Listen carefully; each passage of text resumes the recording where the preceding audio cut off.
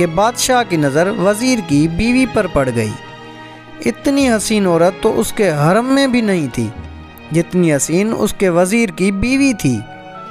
حسب معمول بادشاہ کی رال ٹپک پڑی، لیکن مسئلہ یہ تھا اس بار سامنے کوئی عام عورت نہیں بلکہ اس کے عزیز وزیر کی بیوی اور عزت تھی۔ ساری رات وہ سو نہیں سکا اور وزیر کی بیوی کے بارے میں سوچتا رہا۔ اس کو کوئی راستہ نظر نہیں آ رہا تھا۔ آخرکار اس کے دماغ نے ایک منصوبہ بنا لیا۔ بسم اللہ الرحمن الرحیم۔ تمام بھائی اور بہنوں کو السلام علیکم۔ ناظرین گرامی، آج ہم آپ کے لیے بادشاہ اور وزیر کی دلچسپ کہانی لے کر آئے ہیں۔ امید ہے آپ کو پسند آئے گی۔ ناظرین گرامی، ایک بادشاہ بہت عیاش اور حسن پرست تھا۔ اس کا حرم خوبصورت لڑکیوں سے بھرا رہتا تھا۔ جس لڑکی پر بھی اس کا دل آ جاتا وہ اسی شام اس کے بستر پر پہنچا دی جاتی تھی۔ بادشاہ کا وزیر بہت سمجھدار اور مخلص آدمی تھا۔ ہر کام میں بادشاہ اس کی رائے کو اہمیت دیتا تھا اور ہر مہم میں اس کو ساتھ شریک رکھتا تھا۔ ایک دن محل میں دعوت عام چل رہی تھی۔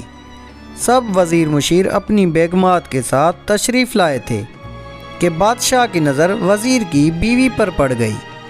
اتنی حسین عورت تو اس کے حرم میں بھی نہیں تھی جتنی حسین اس کے وزیر کی بیوی تھی۔ حسب معمول بادشاہ کی رال ٹپک پڑی، لیکن مسئلہ یہ تھا اس بار سامنے کوئی عام عورت نہیں بلکہ اس کے عزیز وزیر کی بیوی اور عزت تھی۔ ساری رات وہ سو نہیں سکا اور وزیر کی بیوی کے بارے میں سوچتا رہا۔ اس کو کوئی راستہ نظر نہیں آ رہا تھا۔ آخرکار اس کے دماغ نے ایک منصوبہ بنا لیا۔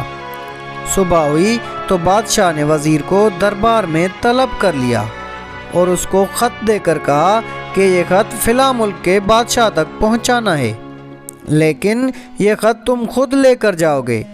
اتنے خفیہ خط کے لیے تمہارے علاوہ کسی اور پر بھروسہ نہیں کر سکتا۔ وزیر نے ہمیشہ کی طرح بادشاہ سے کہا کہ حکم کی تعمیل ہوگی، آپ کا خط میں خود حفاظت سے پہنچا کر آؤں گا۔ اگلی صبح وہ سو کر اٹھا اور اپنی بیوی سے مل کر ایک لمبے سفر پر روانہ ہو گیا۔ بادشاہ کو جب اطمینان ہو گیا کہ وزیر سفر پر نکل چکا ہے تو وہ محل سے نکلا اور ٹہلتا ٹہلتا وزیر کے گھر جا پہنچا اور دروازے پر دستک دیے بغیر اندر داخل ہو گیا۔ وزیر کی بیوی نہا کر دھوپ میں بیٹھی بال خشک کر رہی تھی۔ بادشاہ سلامت کو اچانک دیکھ کر حیرانی ہوئی اور اٹھ کر بادشاہ کا استقبال کیا اور کہنے لگی کہ حضور کا اقبال بلند ہو، آج ہم غریبوں کے گھر میں کیسے تشریف لے آئے؟ بادشاہ کہنے لگا، میں سیر کرتا کرتا ادھر کو آ نکلا تھا، سوچا کہ تم اپنے شوہر کے بنا گھر میں اکیلی ہوگی، تم سے پوچھا ہوں کہ کسی چیز کی ضرورت تو نہیں؟ خیال رکھنا تو میری ذمہ داری ہے۔ بادشاہ کی تواضع کی گئی۔ بادشاہ مطلب کی بات پر آ گیا، اس کے حسن کی تعریفیں شروع کر دیں اور کہنے لگا کہ تم جیسی حسین عورت میں نے آج تک نہیں دیکھی۔ وزیر کی بیوی سمجھدار تھی، اس کو پہلے سے ہی شک ہو گیا تھا کہ بادشاہ نے جان بوجھ کر میرے شوہر کو دور دراز کے ملک بھیجا ہے تاکہ اس کی غیر موجودگی میں مجھے اپنے جال میں پھنسا سکے، اور بولی کہ حضور شیر جنگل کا بادشاہ ہوتا ہے، اس کو زیب نہیں دیتا کہ وہ مردار کھائے اور گندگی میں منہ مارے۔ جب حکمران خود لٹیرے بن جائیں تو عوام انصاف لینے کس کے پاس جائیں؟ جھوٹے برتن میں منہ مارنا بادشاہ سلامت کی شان کے خلاف ہے۔ وزیر کی بیوی کے منہ سے ایسی دانشمندانہ باتیں سن کر بادشاہ کو اپنی حرکت پر شدید افسوس ہوا۔ وہ اٹھا اور باہر نکل گیا۔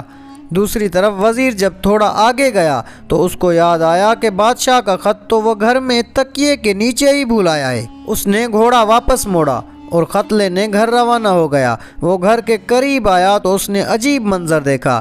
بادشاہ اس کے گھر سے نکل رہا تھا۔ وہ فوراً سمجھ گیا کہ بادشاہ نے اس سے کیا کھیل کھلائے۔ اس نے اپنی بیوی سے کہا کہ اپنا سامان اٹھا لے، میں تم کو تمہاری ماں کے گھر چھوڑ کر سفر پر نکلوں گا۔ چنانچہ وزیر نے بیوی کو اس کے گھر چھوڑا اور خط لے کر سفر پر روانہ ہو گیا۔ 1 महीने बाद वज़ीर ख़त का जवाब लेकर वापस आ गया और मामूल के मुताबिक दरबार में अपने फ़राइज़ सर अंजाम देने लगा। महीने गुजर गए लेकिन वो अपनी बीवी को लेने ससुराल नहीं गया। उसकी नज़र में उसकी बीवी गुनहगार थी जिसने बादशाह के साथ बुराई की थी। दूसरी तरफ बादशाह के इल्म में ये बात आ गई थी कि वज़ीर ने अपनी बीवी से अलहदगी रखी हुई है। एक दिन बादशाह ने वज़ीर को तलब किया और पूछा कि मालूम होता है तुमने बहुत अरसे से अपनी बीवी से कोई रब्ता नहीं रखा। वज़ीर ने कहा, बादशाह सलामत, जब बर्तन झूठा हो जाए और कोई दूसरा आपकी गैर मौजूदगी में उसको इस्तेमाल कर ले तो उस बर्तन में खाना अच्छा नहीं लगता। बादशाह फ़ौरन बात की तह तक पहुंच गया कि वज़ीर को मेरी हरकत का पता चल गया होगा, इसीलिए उसने अपनी बीवी को घर से निकाल दिया है। तो वो वज़ीर से कहने लगा कि कुछ बर्तन ऐसे पाक होते हैं कि उनको कोई चाह कर भी गंदा नहीं कर सकता। वो लोग अपनी मालिक की गैर मौजूदगी में किसी गैर के हाथों अपना दामन कभी आलूदा नहीं करते, इसलिए ऐसे लोगों के लिए दिल में कभी गलत फहमी न रखो। अक्लमंद वज़ीर इशारा समझ गया कि उसने कोशिश ज़रूर की लेकिन मेरी बीवी ने अपना दामन आलूदा नहीं होने दिया। वो उसी दिन ससुराल गया और अपनी बीवी को घर ले आया। इस तरह तीनों की समझदारी से एक घर उजड़ने से बच गया और सबके आपस के ताल्लुकात भी मुतासिर नहीं हुए। दोस्तों, इसीलिए कहते हैं फ़ैसले हमेशा सोच समझकर और जज्बात में आए बगैर करने चाहिए ताकि बाद में परेशानी न उठाना पड़े। अल्लाह पाक से दुआ है कि अल्लाह पाक हमें सीधी राह पर चलने की तौफीक अता फरमाए और अपना फरमा बरदार बंदा बनाए। आमीन या रब्बल आलमीन।